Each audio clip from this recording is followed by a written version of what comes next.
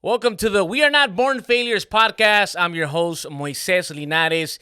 Yes, I am debuting a new look, as you can see. Nice colorful background. We have some of the trophies, jerseys, scarves. We put some work into this room with my boy Hertz. So shout out to my brother. I usually say Hertz el que habla con las manos because you tell this guy if you have an idea and he pretty much brings it to life. And that's the good thing about having friends like my guy Hertz, who's usually my partner in a lot of the things that I've been doing the past couple of years. And hey, thank you for supporting the podcast. A lot of you have been hitting me up. The DMs don't stop. And for me, that's motivation to keep going. Some of the previous episodes we've had have been very successful. We've had some interesting guests. Mr. Pelón, sí, el Mr. Pelón, el rapero salvadoreño. Check him out on Spotify, Apple Podcasts, or the YouTube channel where you can actually see these podcasts because we record them and then we also have an audio version for them. But today's topic, ladies and gentlemen, el tema de hoy, honestly, is one of those topics that it makes us feel uncomfortable sometimes. I kid you not. Son esas cosas que a veces ignoramos, tratamos de evitar, de las cuales no hablamos. And I'm referring to that affection we don't get when we're kids. And I've been having this conversation with a couple of my friends just to get a feel, what they think, what they went through as kids. I know that a lot of my friends, we share that. We share the fact that our parents were not as affectionate. A lot of our parents showed very little affection. I know that in my case, that was the thing. Cuando yo crecí, mi mamá no era una mujer que mostraba mucha afección, podríamos decir. Sometimes it was difficult to show it. And I remember seeing a lot of my friends who were not Latinos, my African American friends, in cases when I got to play soccer at the club level and travel, and I would see my white friends, even my Asian friends that played on my team. It was a completely different experience from the one I had, from the ones my friends had. And I always wondered, what does that feel like? Why don't I have that at home? Yo lo recuerdo muy bien, jugar fútbol a nivel de clubes en la ciudad de Los Ángeles y ver a mis amigos blancos y asiáticos tener esa relación con los padres que llegaban, los abrazaban. Cuando anotaban un gol era una celebración. And sometimes I would look around after I scored a goal and no one was there, man. That was the reality. And I had a lot of questions. Not a lot of answers, but a lot of questions as to why were my parents like that? In my case, when I say my parents, when I speak about my parents, I'm normally just talking about my mom. Father was absent. My biological father was never there. That's a reality. And my stepfather, well, he wasn't truly a father. He was a, I guess, sporadic father figure here and there. Entonces, cuando yo hablo de esos ejemplos de nuestros padres, en mi caso personal, estoy hablando de mi mamá, who I'm sure is watching this episode. Así que no, mi mamá no sabe enojar conmigo, mamá. Te quiero mucho, mamá. I love you. We gotta learn from these experiences. Yo hablo de esas experiencias, ¿verdad? De lo que fue ser un niño y no recibir esa afección, ese amor físico. Físico. There's a difference. I knew my mom loved me. I knew it because she showed me with actions. My mom went above and beyond from the moment my siblings and I were kids to keep us together, to put food on the table. As a single mother of 7 kids, 7, if you don't know it by now, yes, we are 7 kids, 5 sisters, and 1 younger brother at home on my mom's side. Then my biological father has like another 10 kids. It's a Salvadoran thing, right? Or a Central American or a Latin American thing, but that's not the topic tonight or today. The topic is that affection we didn't get. I've seen a lot of kids struggle. I've seen a lot of adults struggle today at this age. It's hard for them to express love. It's hard for them to have that affection with other people. And I've always wondered, why were our parents like that? What was it that caused them to be like that? And many times we don't take the time. We do not take the time to go and ask questions, to learn. I like to dig. I like to dig. As part of the profession, as a journalist, you're going to ask questions. You're going to do some digging. You're going to do some research. And I look back at my mom, aunts, uncles, mi mamá, tíos y tías, and I see I see their upbringings. What did they go through? Y es ahí donde empiezo a encontrar esas cosas que a veces no entendemos. ¿Qué fue lo que sucedió en la vida de mi mamá, de mis tíos, de mis tías, para que se convirtieran en ese tipo de padre? ¿Qué fue lo que pasó? ¿Por qué no nos mostraron amor?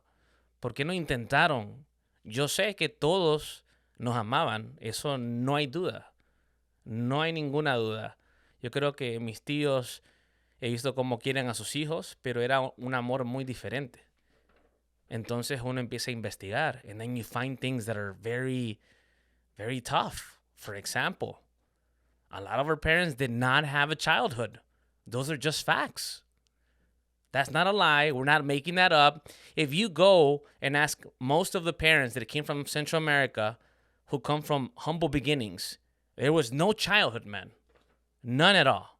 Forced to work at an early age, 5 or 6 years old, already working, already helping the household. Si no estaban trabajando en el mercado local o vendiendo en las calles, estaban cuidando a sus hermanos menores. Eran los encargados de cuidar la casa cuando mamá tenía que salir, y en muchas ocasiones esas mujeres también eran madres solteras. And I don't have to go very far. My grandmother was one of those persons, right? She was a woman who had to raise multiple kids. It's unfortunate to say, but we do come from a machismo culture. Venimos de esa cultura machista donde las mujeres en muchas ocasiones tenían que criar hijos solas. Y más de un hijo. Era muy común tener 5, 6, 7. My grandma had 16. 16 kids. And I would say 70 to 80% of the time, she was by herself, grinding it out. And people didn't get that. Or we don't get that today because we grew up in a different country where the upbringing is very different. I'm doing my research for this topic, and I'm trying to investigate it, and you find interesting stuff that we sometimes don't know about. I found a study that was conducted, and I wrote it down right here because I want to make sure that I say it right. Right, the organization is called Child Trends. It's a nonprofit organization that did a study. This is years ago, I believe, 2010. So back in 2010, they conduct this research. They've been following people. They're surveying and following people for many years. And they find there's a connection, right? There's a connection between happiness, affection at a young age, and health, right? Is the affection in childhood. It has a lot to do with health and happiness in the future. So how you treat the kids, according to the study, has a lot to do with how some of these kids turn up or turn out years later. But the thing is, it wasn't an option for a lot of our parents. It wasn't an option. It wasn't there. They were just forced to do certain things that no kid should be doing. No kid should be working at the age of 5 or 6 or 7. No kid should be working at even 12, 13, 14. I think in the U.S., the legal age to work, in some cases, it might be 15. In others, you have to be 16 years old to work. But for a lot of our families, that was never the case. You had to work by the age of 5 or 6. You were out there grinding, helping. And there's this mentality that you have to contribute to the household. When I was a teenager in the U.S., I was told the same thing. You have to help your mom. You have to contribute to the household. That was the way they were raised. So that's the only way they know how to tackle life. No hugs, no love when things were going bad or when something went wrong. Simply keep going. Put your head down. Keep working. Don't whine. If you're a boy, don't cry because boys don't cry. Reality of life. Es la verdad. En Latinoamérica es muy común crecer con esa mentalidad de que las mujeres tienen que cocinar. Ese es su trabajo. Desde que son muy niñas aprenden a cocinar, aprenden lo que es la cocina. El niño o el hombre tiene que trabajar, tiene que ayudar y aportar y no puede llorar porque los hombres no lloran. Esa es la realidad de muchos de nuestros países. Hoy en día hemos tratado de cambiar. Algunas cosas han cambiado, no estamos ahí todavía, pero es como crecimos. Incluso en Estados Unidos. Yo crecí donde el niño no llora. Y va a llorar. Y era muy común escuchar comentarios así. Pero en realidad no es saludable. Y como criamos a nuestros hijos, a nuestra juventud, a nuestros niños, tiene mucho que ver. Tiene mucho que ver en el futuro. Yo en ocasiones hablo con mi mamá y le digo, mamá, lo que sucede ahorita con mi sobrina, con mi sobrino, con lo que sucedió con nosotros como jóvenes, como niños, son cosas que no se ven en ese momento. Son consecuencias que se pagan muchos años después, cuando salen los frutos de las decisiones que se tomaron. And my mom and I have these conversations. We have these deep conversations. Now, I said that my mom, when we were kids, didn't show that affection. Now, let me tell you why. My mom, who I admire, you follow me, you know this already for a fact. My mom is one of my biggest heroes. I love my mom. I don't need Batman. I don't need Superman. I don't need Wolverine. I have my mom. She's always been my hero. Like many other boys, girls in the world, our moms mean a lot. That power of a woman means a lot. And for me, as a kid, I watched my mom struggle. I saw her going through a lot. I saw my mom become a victim of domestic violence. I saw her getting beat up in front of us multiple times. And she never broke. Yeah, she would cry, but she would always keep us together. And even though she was in pain, emotional distress, she kept going. She had that typical mentality of a Salvadoran woman that just keeps going, keeps going, keeps going. It was not right what she went through. No woman should go through that, ever.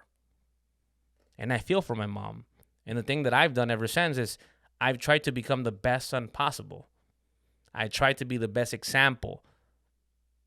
And her and I have a special relationship. But then I see if she went through that, which I saw, and then I dig deeper, and since she was a little girl, she was working. By the time she was a teenager, they were sending her to the capital to help the household and contribute just a little bit more.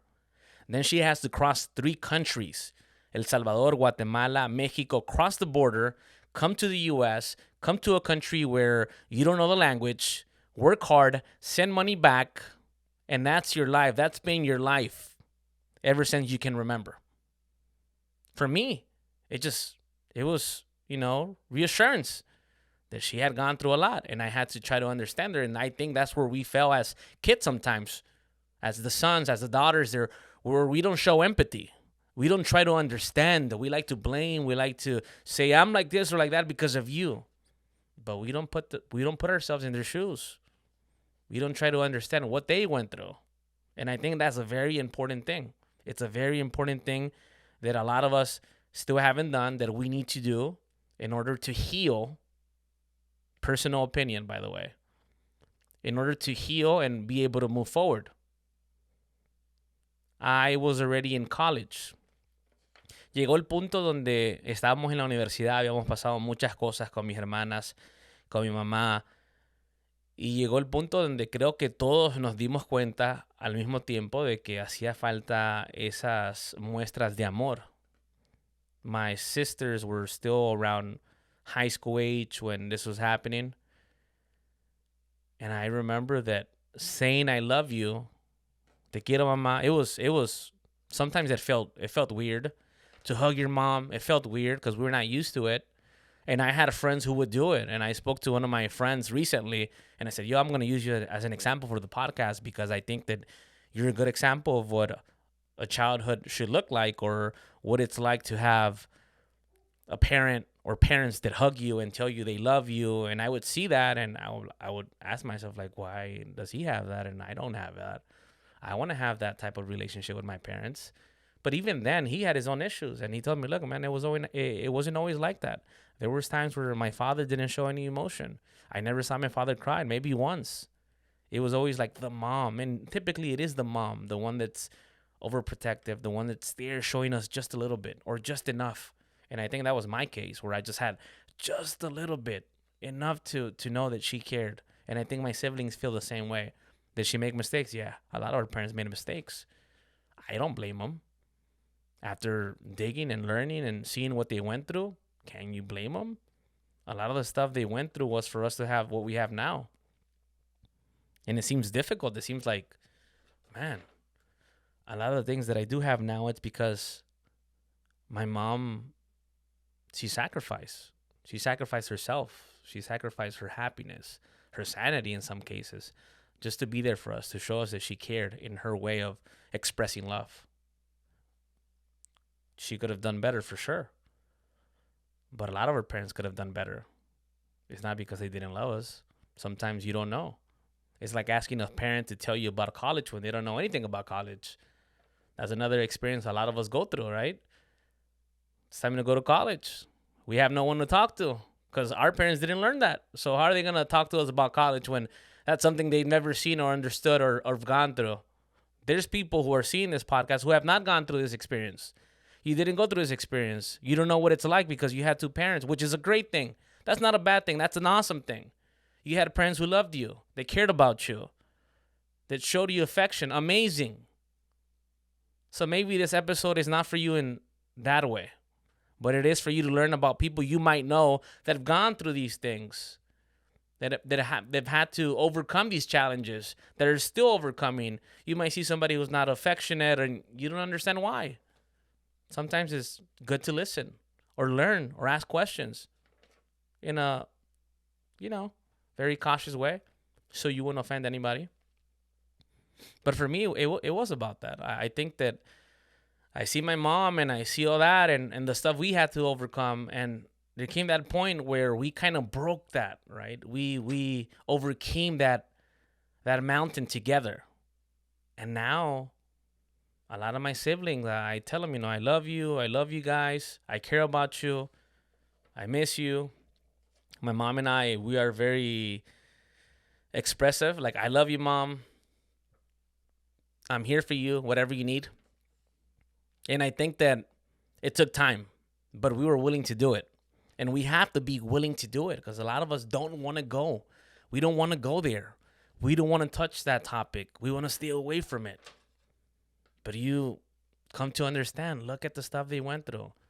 And then you go even further. If my parent went through that, my mom in this case, then I went back and I looked at my grandmother. What did she go through all when she was a kid? And my grandmother was pretty similar. Started working at the age of 5 years old, taking care of the kids, left alone. By 6 or 7, she's cooking meals. By 10, she's at the mercado, selling food, making tortillas, handmade tortillas at 10 years old. Really? Could you imagine sending your kid today to go work at 10 years old? Cooking a meal, handmade tortillas.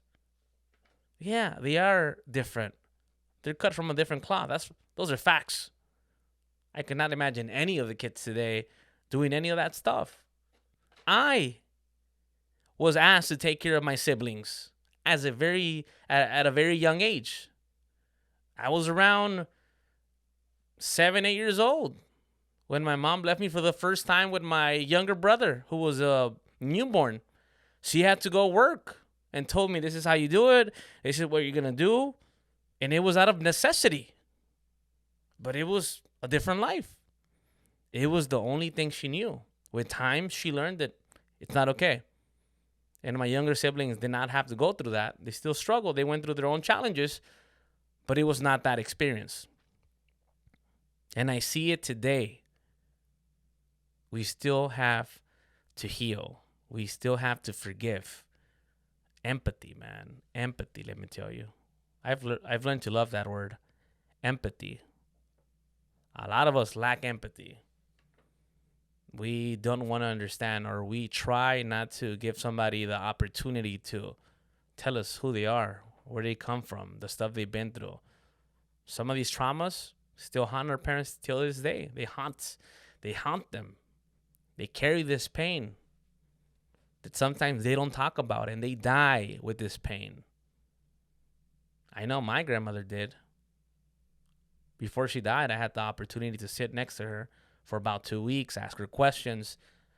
And there was a lot of stories I never heard about my grandmother's childhood and the experiences she went through. And I'm sorry, porque usualmente este podcast inglés y español, pero cuando te sentís de alguna manera y sentís que you're on a roll y vas, cuesta cambiar de idioma y empezar a dividir puntos. Pero lo que digo yo es que ese amor que reciben los niños es importante, sí, es muy importante, es crucial, porque lo forma, les muestra afección que necesitan después cuando son adultos y a veces no la tenemos, pero también tenemos que entender la razón por la cual en muchas ocasiones nuestros padres no mostraron esa afección. Todos estos estudios, hay muchos estudios de los cuales yo no sabía. Yo no sabía de esos estudios. En el 2010, la Universidad de Duke siguió a 500 personas desde el momento de su niñez hasta los años 30 de su vida y estudiaron las interacciones de los bebés y las madres y encontraron muchas cosas interesantes, ¿verdad? Cómo esa afección, ese amor y cariño tenía resultados cuando estas personas se convierten en adultos. Y te preguntas, ¿qué pasó con nuestros padres? ¿Por qué son como son? ¿Qué fue lo que sucedió? Y te das cuenta, no, en muchas ocasiones no tuvieron una niñez, no tuvieron ese amor y cariño de sus padres. Y vas a ver la historia de tus abuelos y es algo muy similar. Ellos tampoco tuvieron ese cariño y amor. Y es como una cadenita. Y en muchas ocasiones en la vida las cosas son así. Es una cadena. Y sigue la otra persona y la otra generación y la otra generación hasta que alguien decide, no, lo voy a romper. Yo no quiero esta vida. Yo no quiero ese legado. Yo no quiero continuar con esta cadena. Aquí termina. Pero necesitas ser valiente y llenarte de valor para tener estas conversaciones de manera pacífica, sin agarrarte, porque nuestras familias en ocasiones no pueden hablar sin terminar argumentando, y señalando y diciendo, no, tú me hiciste esto. Yo lo he escuchado con mi familia. Y en los últimos años lo que yo he tratado de hacer es sentarlos, hablemos. Ya lo que pasó tal vez no lo podamos cambiar. Bueno, no lo puedes cambiar, el pasado es pasado, pero podemos marcar una diferencia de aquí en adelante. Podemos marcar una diferencia para las generaciones que vienen. Podemos aprender, podemos perdonar. I hold nothing against my mom, honestly. Nothing, man. I admire my mother. She's a badass salvadoreña. And the older I get, the more I understand all the stuff that she went through and how difficult it must have been to be her at a young age, to sacrifice your youth for the good of the family, to sacrifice your 20s for your children, to make sacrifices as leaving your own country and crossing 3 to give your future kids a shot at being successful. There is no me. There is no me without my mom. No doubt. That's not even in question. I've been able to do a lot of great things in life. I've been able to travel the world. I've been able to work for some pretty cool TV networks. I'm working in MLS, calling games, calling the NFL games. None of this is possible without the support and sacrifices of my mom. I would be a hypocrite to tell you that I don't forgive her. I hold her or I blame her for the stuff that we went through. No. I've understood that you have to be compassionate, empathetic, and with that, I've opened different doors. And we've had this whole different dynamic and relationship where we can talk and go back and see, what do you think happened here, or why do you think that my grandmother was like this, or why was your grandfather like that? And we have these conversations that have never been had in my family ever. No one's ever dared to ask these questions. And I know a lot of you go through the same thing. Because a lot of you hit me up and say, hey, man, we went through something similar. Or my family has a very similar story, because it's not just me. It's not just you. It's an entire generation. There's a lot of us out there that have gone through these things, that have struggled, that probably did not receive that love and affection, but we're trying to heal now. We're trying to be better parents. I see a lot of you guys who are kicking ass when it comes to being parents, man. You guys go above and beyond for your kids, and that has no price. But it starts with understanding that not everybody had the opportunity to do what you're doing. And I see my sisters who are mothers now, trying to be better mothers, or if not, guardians in some cases. Interesting stuff, man. Interesting stuff. I've decided that these podcasts are no more than 26, 27 minutes, so you won't get bored. And so you can listen to it from start to finish by the time you're, I don't know, driving or you're at home, and it's just like a 30-minute show. And it gets better and it's improving. It keeps me on my toes. I learn a lot of myself. I'm not very used to doing podcasts and just looking at a camera and talking, but every week I feel more comfortable. And I think these topics are important to have because our families don't have them. And I want to talk about things that are probably important to a lot of us that usually don't get attention, that usually no one's talking about. Like I said in the past, I could talk about sports, but I feel like this has wheels and we're still learning about each other. I'm still learning about me. And I want to talk to people who are interesting people in our community, give them the spotlight and say, look, man, we're right now we're thriving. The Salvadoran community is thriving. Central American community, you're thriving. Latinos, you're thriving, and we're in it together. So thank you very much for listening to another episode of the We Are Not Born Failures podcast. Every week, like I always say, we try to go every week. So thank you, and see you next time. Leave a comment. Share with your friends. Let me know what you think. Did you like it? Did you not like it? I don't know. It's all good. Un abrazo.